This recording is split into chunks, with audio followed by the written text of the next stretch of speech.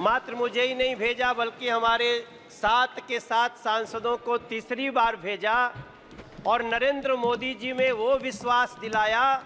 आज तक दिल्ली में नया इतिहास बना, कभी तीसरी बार 7 सांसद 7-0 से जीत के आए ही नहीं। ये विश्वास है हमारे नरेंद्र मोदी जी के प्रति, देश के प्रधानमंत्री जी के प्रति। और मैं पूरी दिल्ली के सहित अपने लोकसभा के लोगों का बहुत धन्यवाद करना चाहता हूं। माननीय अध्यक्ष जी, हम जब 2014 में आए थे इस सदन में, तब हम एक दूसरी दुनिया से आए थे और जब हम सदन में घुसने जा रहे थे, जब मेरी नज़र पड़ी कि देश का प्रधानमंत्री बनने जा रहे एक व्यक्ति, जिन सीढ़ियों से लोग चप्पल जूते पहन के जा रहे थे, अचानक हमने देखा वो नरेंद्र मोदी जी उन सीढ़ियों पर माथा रख के झुक गए थे।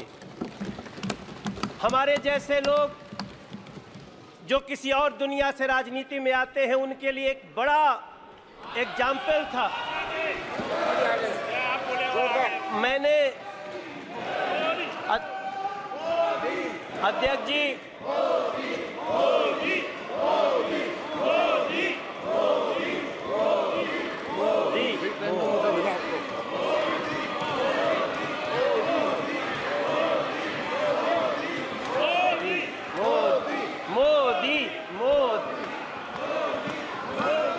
भारत माता की। अध्यक्ष जी, जब मैं पहली बार यहाँ आया था तो हमने देखा देश के होने वाले प्रधानमंत्री उन सीढ़ियों पर माथा रख के आगे बढ़ रहे थे। जब हम दूसरी बार, माननीय अध्यक्ष जी, जब हम दूसरी बार 2019 में जब हम संसद में आए तो हमने देखा देश के प्रधानमंत्री पद पे आ रहे नरेंद्र मोदी जी ने सबसे पहले संविधान को ऐसे माथा झुका करके प्रणाम किया। वो दृश्य हमारे लिए, और मैं समझता हूं मेरे सभी साथियों के लिए, हाथ में संविधान लेना भी ठीक है, लेकिन संविधान लहराना और संविधान की पूजा करना दोनों में अंतर है। हमने नरेंद्र मोदी जी को संविधान की पूजा करते हुए देखा है। इसलिए मैं बड़े ही विनम्रता से कहना चाहता हूं, राष्ट्रपति जी के अभिभाषण के बाद मैं जब दिल्ली के ही अपनी कुछ बातें करूंगा, दिल्ली के ही सौभाग्य को देखूंगा, कोई द्वारका एक्सप्रेस पे जाकर के गाड़ी चलाता होगा तब उसको समझ में आता होगा कि सरकार क्या होती है और कैसे लोगों का काम होता है।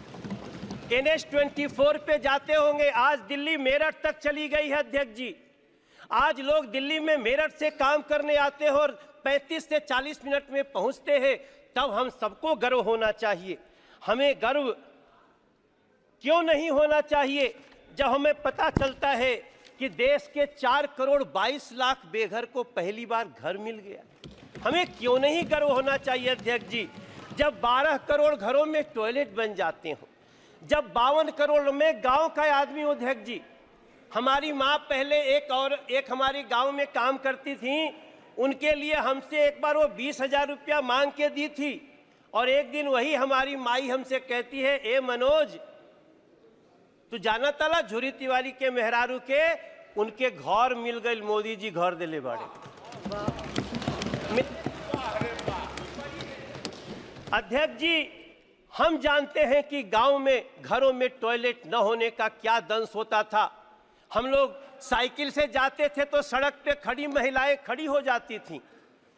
अगर उस दंश को किसी ने दूर किया, वो नरेंद्र मोदी जी, वो सरकार, हम क्यों न गर्व करें इस पे।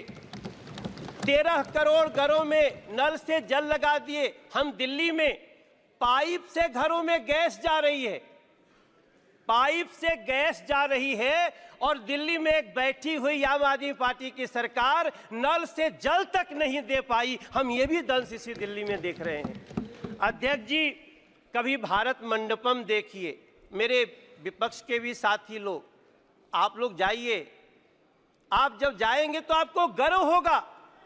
आप कभी, हाँ दादा होता है, होगा।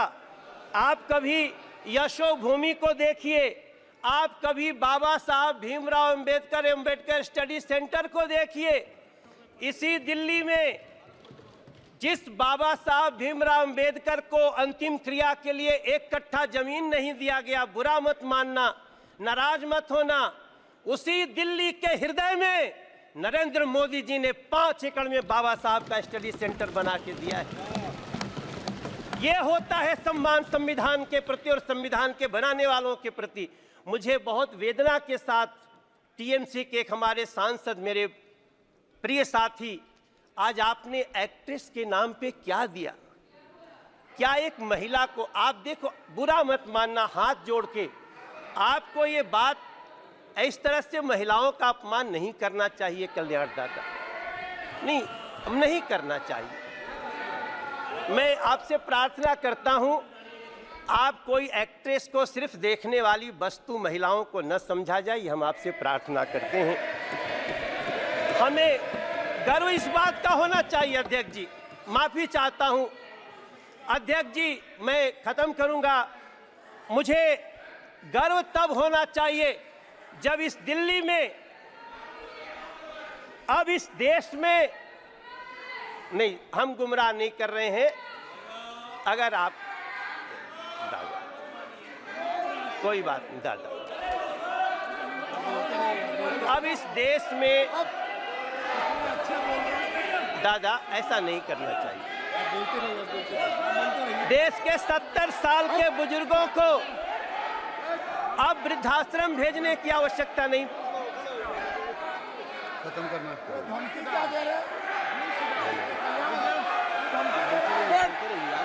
जी अध्यक्ष जी,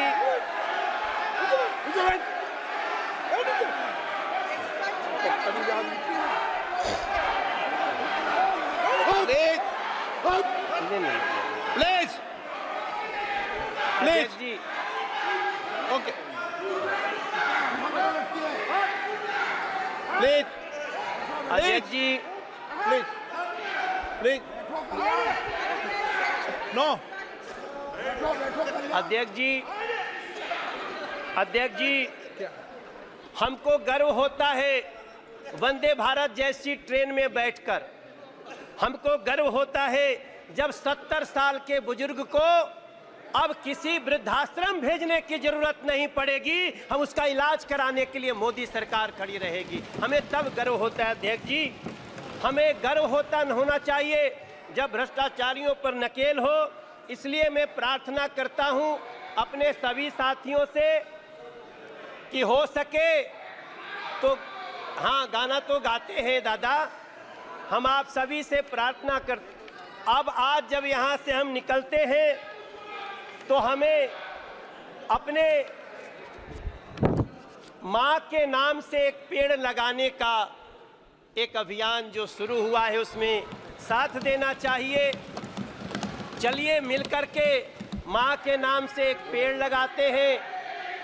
दादा, माँ के नाम से आप भी लगा दो। कल्याण जी, माँ के नाम से एक पेड़ लगाइए। नहीं दादा,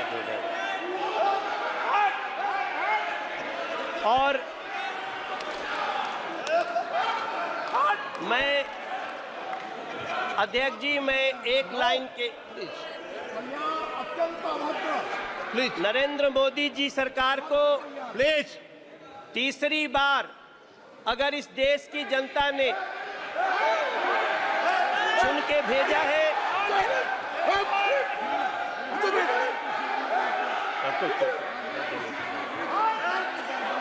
अध्यक्ष जी,